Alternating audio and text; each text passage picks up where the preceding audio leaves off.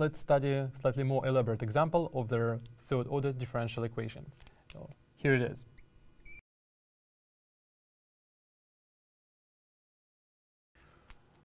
The task is as usual. Find all the solutions, normalize them by the standard condition at the origin, and find all the asymptotics at z tending to plus and minus infinity.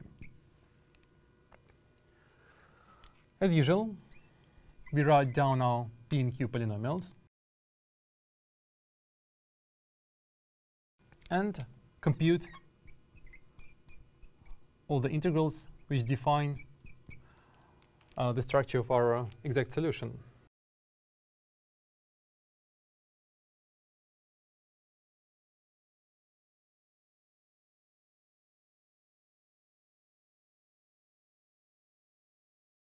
And here we go.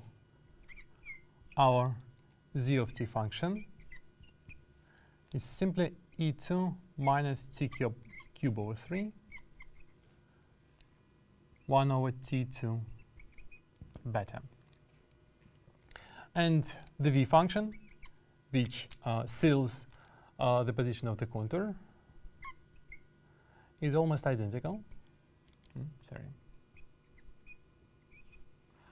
So the v function is e2 zt.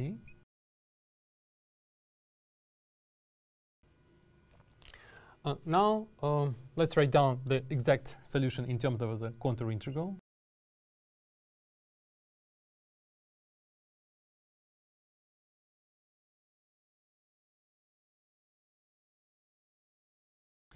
And let's study its structure. So we draw a complex plane of variable t. And the first thing we notice, so beta factor is arbitrary. So v and z functions are multivalued functions. So in order to define them, we need to draw a branch cut. Well, it's up to us to choose this direction. Let's choose some standard thing. So from plus infinity to 0. Next, let's study the structure, the convergence of our v function.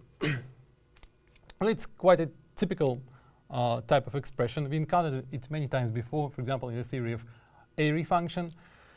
And at large t, v function is dominated by this exponent, e2 minus t cube over 3. So basically, if you want to study the regions where v function vanishes, we just need to solve the following algebraic equation. The real part of t cube should be positive.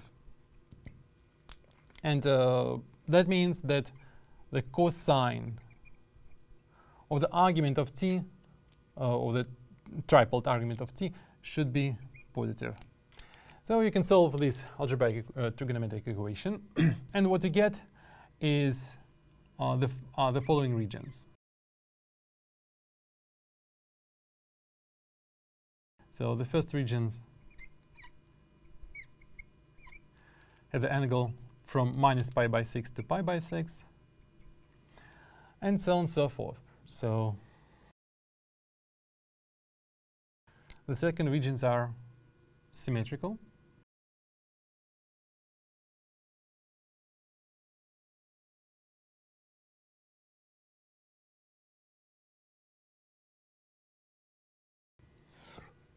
Right. Now let's study the possible placement of the contours. Well, since these are the regions where our contour could start and end, one of the most obvious placement would be as follows. So the first contour goes from infinity in the second quadrant and continues to infinity in the first quadrant. So let's call this gamma 1. The second contour, say, starts from plus infinity in the fourth quadrant and continues to infinity in their third quadrant. Let's call this gamma 2.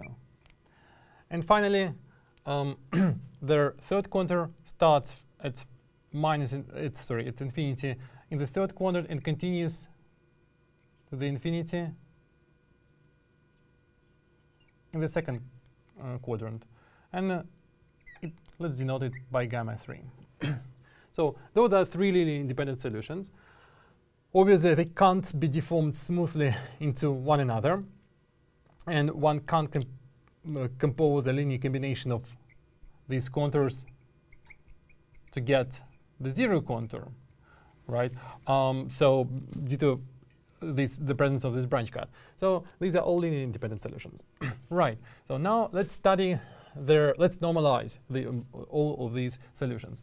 So we have our normalization condition, and let's compute our function and at z equals to 0. The integral is simplified.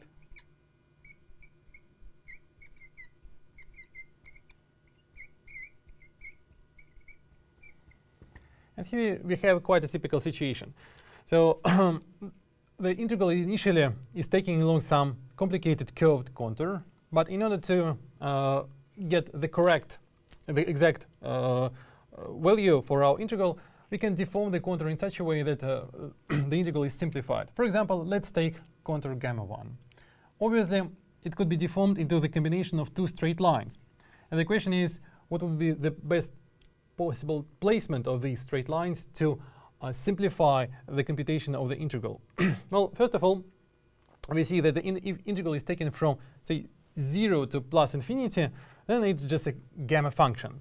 As long as the exponent is a purely real number, then the integral is very easy to evaluate. But let's actually find out the arguments of the exponent such of t variable such that the exponent is a real number. So t is equal to the modulus of t times e to I phi. So t cubed has the argument 3 phi. And if you want the whole thing to be real,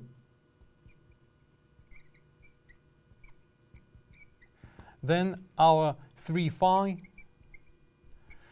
should be equal to 2 pi n.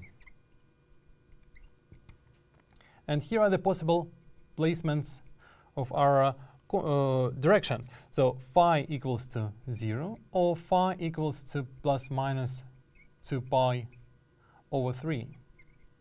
All right. So the first phi is equal to 0. Well, that was obvious. That's just a straight segment from 0 to plus infinity, and the integral is reduced to gamma function. The second segment is pointing in the direction 2 pi over 3. So it's median of this angle. And now we have the idea. So we deform the contour in such a way that it becomes a combination of two straight lines. The first one is the horizontal, and the second one is inclined by 2 pi by 3. And this way, the whole integral becomes a contribution of two gamma functions. The first one is from 0 to plus infinity. For the second one, we introduce this parameterization. T equals to rho to e to 2 pi I by 3. And t cubed, again, would be minus rho cubed over 3. D rho from d rho e to 2 pi I by 3 divided by rho to beta plus 1 e to 2 pi I by 3 beta plus 1.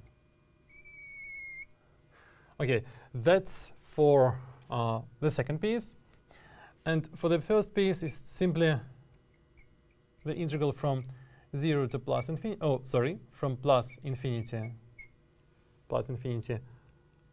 No, from 0 to plus infinity, of course. from 0 to plus infinity, e2 minus t cubed over 3 dt over t2 beta plus 1. And here, since we go from infinity to 0 and then from 0 to infinity, here, of course, we should put additional minus sign, because initially the integral is taken from infinity overall, from infinity to 0. Right. So after a simple change of variables, say t cubed over 3 equals s, the integrals are reduced to identical gamma functions. And with your permission, I just give you the answer for this integral. And the answer is as follows. So it just, right, it's 2 pi I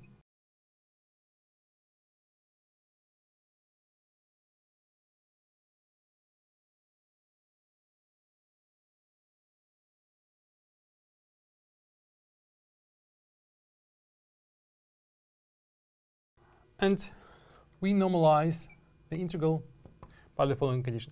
Of course, here I use the mirror identity for the gamma function, because initially gamma function appears in the numerator, and then with the help of mirror identity, we put it in the denominator. This just makes things a little bit more elegant.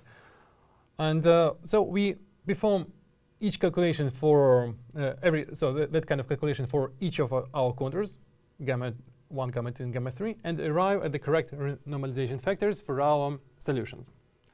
And let's continue with the next slide, where we investigate the asymptotics of the corresponding solutions.